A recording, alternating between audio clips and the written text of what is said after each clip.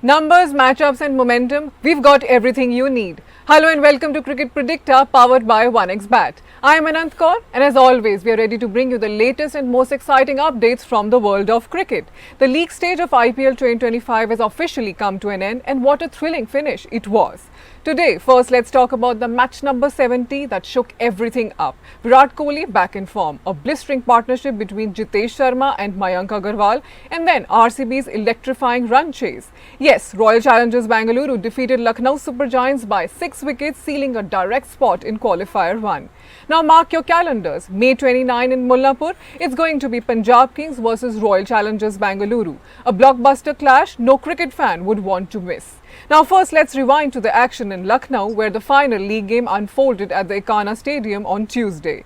Batting first, Lucknow piled up a mountain of runs, 227 on the board thanks to a classic century from Rishabh Pant. But when RCB came in to chase, it was Virat Kohli's half-century to set the tone. And then that incredible century stand between Jitesh Sharma and Mayank Agarwal, they didn't just chase the target, they stole the match. 230 runs in just 18.4 overs, the third highest successful run chase in IPL history and RCB's biggest ever. What a spectacle of power hitting and composure.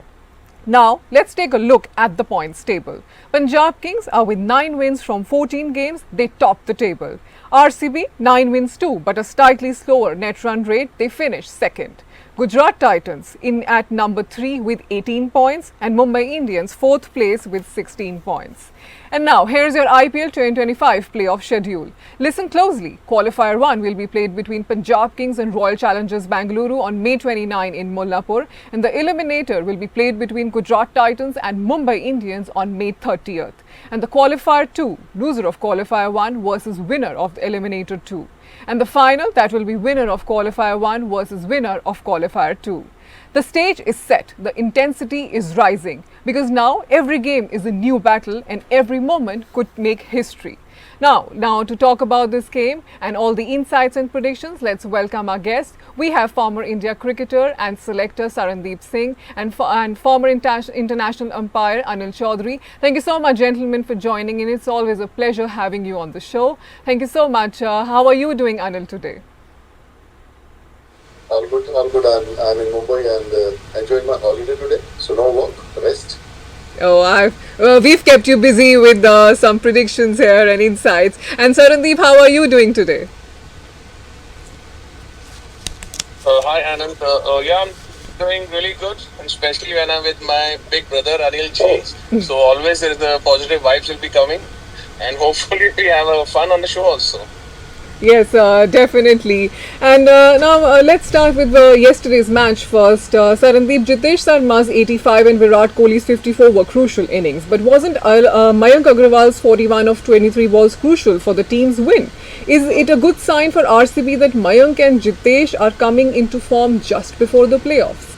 Yes, we can say that because especially with the Jitesh Sharma now, he's the captaining the side also, and he's the only one who's not performing the whole season, so he's not getting runs. So it's a good thing for Jitesh Sharma and for the RCB that he back into the form, and the way he played that match-winning innings means even in the combos, I don't really like that RCB is going to win today, but the way he pulled up the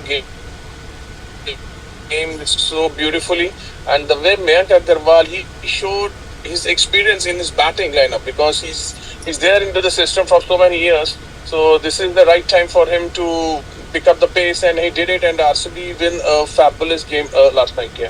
Yeah, totally. It was an enjoyable game. And Anil, now Rishabh Pant showed that his form is back with a century against RCB. So how big a boost is this good news for India ahead of the England Test tour?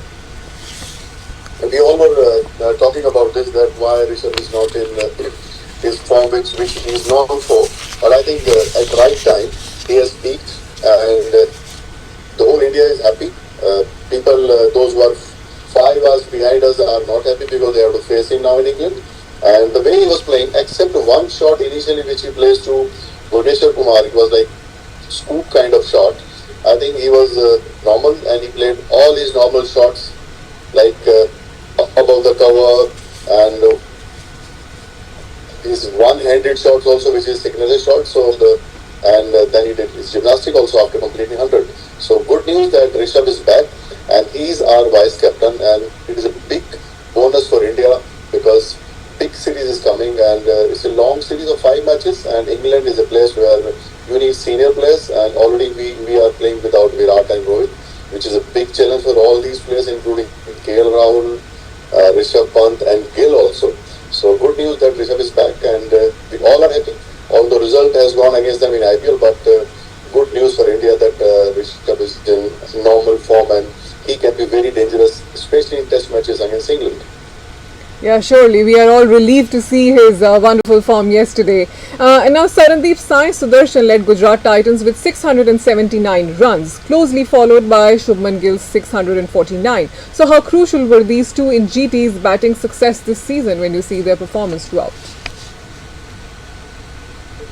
Well, if you're talking about both these openers, Shubman Gill and Sai Sudarshan, they are the only one who's scoring runs for Gujarat Titans. The other one is Josh Butler. Now he's gone back to England for his national duties. So GT is in a big trouble now, because if they both don't click, then there'll be a big struggle for Gujarat Titans, because we've seen in the last two games their middle order is totally exposed. So they're not able to chase their runs because they are too much dependent on Shubman Gill. So that's not a good sign for Gujarat Titans. And even the both last games they are lost, and the teams are scoring against them more than 200 runs. So big concern on his bowling also, because Rashid Khan is not clicking. Sai Kishore is bowling really well, but again then Mohammad Siraj and Prasidh Krishna, Rashid Khan especially given too many runs. So GT has to be pulled back once again, because they are playing with the mighty Mumbai Indians, and the Mumbai Indians are a pretty good team. Somehow they lost the games against Punjab, but still they have good batters and one of the world's best fast bowlers and spinners, I can say, in their bowling lineup. So it's a crucial game for the GT. Yeah, that will also be a match everyone will be looking forward to. And Anil, despite some losses, including a recent defeat to Delhi Capitals, Punjab Kings secured a solid 7-wicket win over Mumbai Indians. So how important was this victory for their playoff hopes? Punjab is doing well since beginning, and they have everything. They have a variety in bowling. Now Stonish also has come back in good form, which they were waiting for now, and very consistent. And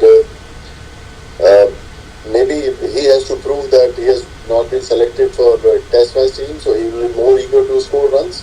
And he has a winning habit. If you remember, he was captain of KKR also. So that is a big motivational factor for Punjab, that they have a captain who can control and who has a winning habit. So because all these teams, all his moves can change the whole. The market is very less. So I think Punjab in good shape. RCB, I think bowling department, they have to work. Hazelwood will be back, and I don't know how fit he is, because without Hazelwood they were struggling like anything. Last night also, so it will be a tough task for RCB against Punjab. It will be very good competition, and toss can play vital role, because all these grounds, I think batting second will be better, because then you have dew and bowlers might struggle to bowl with wet seam. So let's see, should be a good battle between two. Yeah, that's one battle we're also again looking forward to. And now Sarandeep, on the bowling front for Punjab Kings, Arshdeep Singh topped the charts with 18 wickets, edging out Marco Janssen's 16. So how vital was Arshdeep's consistency in Punjab Kings' campaign? In the fairness, Arshdeep is bowled well in the first half of the IPL, we can say that. But after that, if you see, he hardly gets any wickets and he's going for so many runs. So that's a big concern of worry for the Punjab also. And Marco Jansen, he's gone back. So they are not playing with him now, because they got a new fast bowler, Kai Jamieson. But again, if we talk about Arshdeep, he's there for so many years with Punjab, and we know he's a good bowler. But now the Tata IPL is too long, 14 games. For the fast bowlers, now if you look all the other fast bowlers also, from even GT also, not only Punjab, they're getting tired now. They're not bowling at the full pace, so that's why they are going for so many runs also. So even last game, Arshdeep got 2 wickets, but that 2 wickets come in the last over. Punjab needs Arshdeep that he can get wickets from the first 2 overs, not even get for on 20th over. Otherwise, the team will be scored 180, 200 runs. So that's Punjab has to be look on their. Yeah, that's rightly said. And Anil, with big margin wins like 58 runs thrashing off Rajasthan Royals and 39-run win against KKR, how has GT's bowling and batting balance contributed to these dominant performance we've been seeing in the league so far? I think now it will be a test of real nerves. Those who can bowl good Yorkers and can vary pace will be a position like Mumbai has a habit of a steady start. If Rohit Sharma playing full 6-7 overs, then it will be a different story. Otherwise, they are going for solid and steady start. They are not going for 70-80 runs in power play. So that way, GT has to bowl good discipline, line and length, and Rashid can play a big role because Rashid is not bowling up to mark as he is known for. So I think the bowling for both the teams will be very, very crucial, and we know that Mumbai has a better bowling attack with a lot of experience. So GT has to work in this department, and because Mumbai can have a solid start and a good middle order, and they have Hardik Pandya and captain also in the end, Surya especially, and last game he came number 3. So big task for the Gujarat bowlers. I think here Mumbai has slightly upper hand compared to Gujarat. So this department Gujarat need to think, and they need to bowl good line and length, and let's see how Nehra guide them. That is also important. Yeah, tasks are surely piling up. Suddenly, Virat Kohli has been in tremendous form. That's what we've seen in the league so far, and he has topped the RCB batting charts with 602 runs. So, how important was his consistency for the team's success? Look, when we talk about Virat Kohli, we means how he is as a player and a team man, and his form is brilliant. The way he's batting this season, it's phenomenal. Things will be very much clear in his mind because he's playing only a white ball cricket.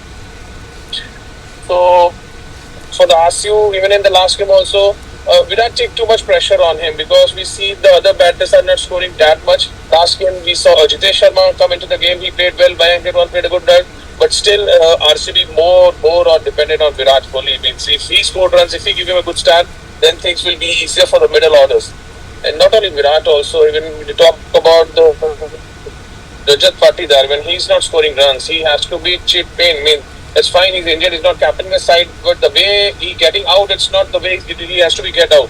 He has to play a bit experienced role now. He has to play a bit longer into the innings. When he start coming and playing his shots, I know he got a role to play, but sometimes with the situation, you have to change your roles also. So, except Virat Kohli, the other batters has to take responsibility in the tomorrow's game. Otherwise, things will be very difficult for them. Bowling is not working. The middle order is not scoring. Somehow in the last game they start scoring, but still they are not in their forms. So when you're playing a high-pressure game, especially in the qualifiers, then you have to play your best cricket. So RCB looking forward. You don't put too much pressure on Virat Kohli. Let other players now they have to start taking all the responsibilities with them. Yeah, a lot of boxes to be ticked. Now, Anil, PBKS hit a massive 383 boundaries with 235 fours and 148 sixes. But RCB outpaced them with 424 boundaries thanks to a huge 210 sixes as well. So did RCB's power hitting give them a clear edge over this season?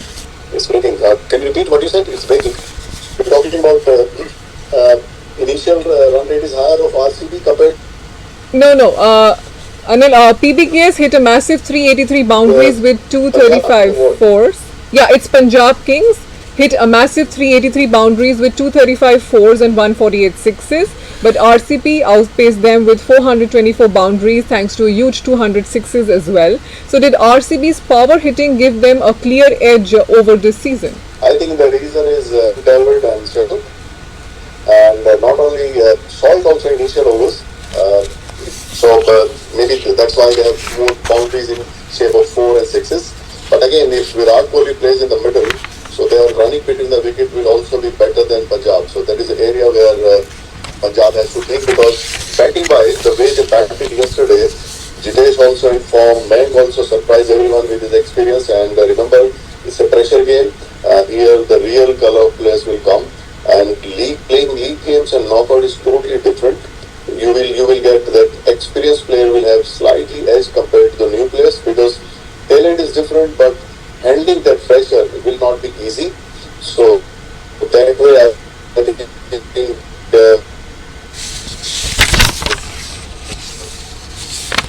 other six players, and most of them are uncapped players. They have done very well. Let's see how they play. Here comes pressure because, as I said, talent, technique, all is fine, but how they execute under pressure. So here I think RCB slightly experienced and it can. Yeah, let's see how this is performed. Everyone's performing in this matchup, which is a very huge high pressure game. Sarandeep, now Punjab Kings smashed 101 fours and 43 sixes in the power play, outmuscling Mumbai Indians' 86 fours and 39 sixes. Meanwhile, RCB edged past Gujarat Titans with 93 fours and 29 sixes to GT's 86 and 25. So, who truly ruled the power play? PBKS with brute force or RCB with sharp intent? Look, we can say that Punjab Kings definitely they can rule it because the way Priyansh Arya and Prabh Simran, they start coming and they start hammering the ballers all over the places, and they have a few good partnerships also, and even their individual scores also. They both are deals in the boundaries a lot. They hardly ever end up taking singles and doubles. So that's, yes, I can say that they are ahead of RCB in the power play, and this is the way the Punjab Kings, the openers, both openers, they play actually. So they play their natural games, or even Shreya Iyer, they're a big hitter. Nehal Vadera, everyone who comes into the batting lineup, they all are a big hitter. So that's why most of the runs they come into the boundaries and the sixes. But when we talk about RCB and what Anil Bhaiya said, absolutely right, because they have a mature batting lineup. So in the middle orders, they run a lot. They take too many singles, ones, and doubles. So that's why they look more of the game into the control of the game instead of Punjab. So this, yeah, you can say that they have to be changed their mindset up also sometimes. But let's hope for the best. Let's see what's happened in a big pressure game. Who hits the more boundaries? Because now it's the do or die games for each and every team. Yes, you both rightly said it's all about performing under pressure. Anil, Punjab Kings lost 25 wickets in the power play compared to Royal Challengers Bengaluru's 16. So did PBK's fearless aggression cause them more early wickets than RCB's measured approach? The reason is RCB bowling is really struggling, and except Hazlewood, others are just average bowlers. Except one game, Kunal did something. That department they have to work, because Bhuvi also is not able to do that much, which he is known for. Although he's a good bowler, but he can surprise you on his day. But I think that spark is missing. So that's why RCB, Johnson, they are bowling better in the power play overs, and that's how the records are. So this department, they got to be careful, because Priyansh and Prabh Simran, as Sarandeep said, are very destructive. If they play like 6-7 overs, they can really take the game away. And as we know, RCB already struggling in bowling. So that's the area where RCB need to think that how to control, how to bowl disciplined bowling, because just one bowler can't control the game. Others also chip in. Kunal with his experience, even other fast bowlers, Bhuvi also, because he has the art of swing bowling. He need to work on nets about which line he has to bowl, because it is not about good bowling sometimes. When batsmen are playing shots which are generally people don't play, then you need a lot of thinking also, intelligent bowling, mixing of pace, low full toss, those kind of thing, and where you have to set the field. And bowling on the field also becomes very, very important. So it's not about good bowling, it is about smart bowling sometimes. So that area RCB need to think, and Virat can guide them, because captainship they are struggling. Their captain is in and out. Now Jitesh is taking charge, so that is another area where they need to think, and full discipline bowling with some temperament, because as I said, knockout games are different. You need a lot of nerves. You got to be calm, cool, then only you can perform, because pressure can do things differently. That's the area where RCB need to think, because Punjab is slightly better in that top bowling department in power play overs. Yeah, a lot of thinking to be done there as well. And now Sarandeep, Mumbai Indians went down 19 wickets in the power play, while Gujarat Titans lost only 11. So which team managed to protect their wickets better while still maintaining the momentum?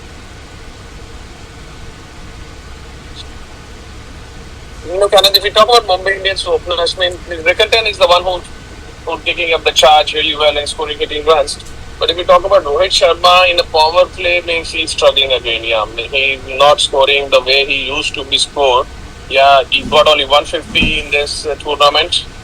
But still, if we talk about Surya Kumar Yadav, he's the one who's scoring a lot of runs for them. Tilak Verma is struggling again, once again. And Namandeep, he's the one who's scoring runs for them. But still, if you talk about the first 6 overs, so Rick Hilton is the one who can take in all the pressures, and he has to be played well. And Rohit Sharma, he has to be chips in once again, because now there is no time for them. Actually, because they are in the eliminators. So if Rohit Sharma didn't play for Mumbai Indians, so there's a big problem for Mumbai Indians in the batting lineup. When the loss of pressure comes to Surya Kumar Yadav and the middle order also, and somehow they have one of the best bowling attacks, Mumbai Indians. If they're able to score 180, 90 runs, then they might be can put GT openers both Sai Sudarshan and Shubman Gill into the under pressure. So it's game is all about pressure. Who's handling the pressure well in the power plays, in the middle overs, in the slots, so they'll be control the match beautifully. Yeah. Yeah, we'll be looking forward to the mouth-watering clashes, and thank you so much, Sarandeep and Anil. We've been enjoying your commentary in Punjabi and Haryanvi. We'll be looking forward to that as well. Thank you so much for joining in. Thank you so much for watching Cricket Predictor. We'll be tomorrow. Anil Bhaiya is rocking in Haryanvi all the time. Yes, yes, we've been seeing both of you superbly well. Keep rocking, Anil and Sarandeep. See you, bhaiya. Bye, Anil. Thank you. Thank you so much for watching Cricket Predictor. We'll see you tomorrow at the same time.